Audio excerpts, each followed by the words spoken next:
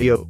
Your mother was raped by a goat with one testicle, and even though you may think it's impossible, I know the truth. Yes, I know the truth. Oh, something ugly this way comes. Oh wait, it's just your mother.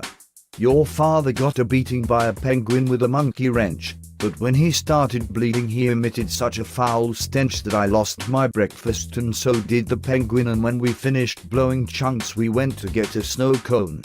Your sister got fondled by a duck with a jump rope.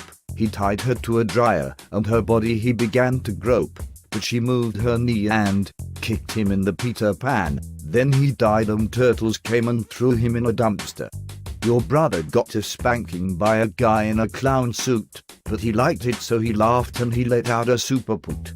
The clown didn't care though, for he loved the smell so, and it wafted through his nostrils like a yummy sunny summer smell. And if you don't like the wording of this silly little ballad, you can take your fucking notions and then toss them in a salad, because everybody likes it, even the president, and if you disagree with me, I'll rip you a new bung tunnel.